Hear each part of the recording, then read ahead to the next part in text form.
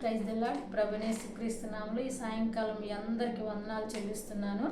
అయితే మన వాక్యం చూసుకుందాం. బైబిల్ నుంచి 2వ రాజులు 4వ అధ్యాయం 8వ వచనం 9, 10 వచనాలు. ఈ 3 వచనాలు చదువుతుండగా పరిశుద్ధాత్మ దేవుడు నాకు బయలుపరిచిన కొన్ని సంగతులు ఈ గన్రాలైన స్త్రీ గురించి మనం ఈ సాయంకాల సమయంలో మీ దృష్టికి తీసుకురావాలని ఆశపడుతున్నాను. ఒక దినమందు ఎలీషా షునేమి పట్టణమునకు పోగా అతడు గనురాలైన ఒక స్త్రీ భోజనమునకు రమ్మని అతని బలవంతం చేశాను గనుక అతడు ఆ మార్గమున వచ్చినప్పుడల్లా ఆమె ఏంట భోజనం చేయుచూ వచ్చాను. కాగా ఆమె తన పెనిమిటిని చూచి మన యొద్దకు వచ్చుచూ పోవుచున్నవాడు భక్తిగల దైవజనుడు నేను ఎరుగుదును. కావున మనం అతనికి గోడ మీద ఒక చిన్న గది కట్టించి అందులో అతని కొరకు మంచము, బల్ల, పీట, దీపస్తంభం ఉంచుదాము. అతడు మన యొద్దకు వచ్చినప్పుడల్లా అందులో బస చేయవచ్చునని చెప్పాను. ఇక్కడ చూస్తే ఈ గనురాలైన స్త్రీ కొన్ని మంచి లక్షణాలు కలిగి ఉన్నట్లుగా మనం చూస్తాం.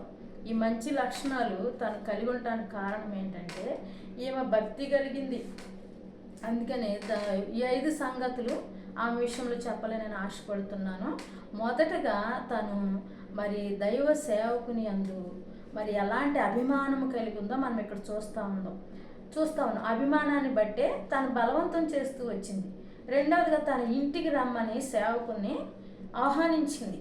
మూడవదిగా తన ఇంట్లో మందసం ఉండాలని మరి గుర్తిస్తూ వచ్చింది. మందసం ఉంటే ఎలాంటి ఆశీర్వాదం ఉంటుందో తనకు తెలుసని మనం ఇక్కడ ఆలోచిస్తూ గమనించవచ్చు. దైవ సేవకుని యొక్క భక్తిని కూడా గుర్తిస్తూ వచ్చింది. 4వదిగా 5వదిగా దైవజనుడు తన ఇంటికి వస్తే తన కొరత తీర్చబడుతుంది, నేను ఆశీర్వదించబడతానని ఈ గనురాలైన స్త్రీ గుర్తిస్తూ వచ్చింది. ఈ గనురాలైన స్త్రీ ఒక సేవకుని తన ఇంటికి పిలుచుట ద్వారా ఇంత ఆశీర్వాదం పొందుతూ వచ్చింది. మనము కూడా మరి ఈ లోకంలో సృష్టికర్త అయిన దేవుణ్ణి మన హృదయాల్లో చేర్చుకుంటే మనం ఎలాంటి ఆశీర్వాదం పొందుతామంటే ఆత్మీయంగా, శరీరానుసారంగా కూడా ఆశీర్వాదాలు పొందుతూ వస్తాం. అలాగే ఆ సృష్టికర్త అయిన దేవుని మన హృదయాల్లో చేర్చుకున్నప్పుడు ఆ మేలుని మనం చూస్తూ వస్తాం. దేవుడి వాక్యం దీవించును గాక, మన హృదయాల్లో నీరు కట్టి ఫలింప చేయను గాక. ఆమేన్.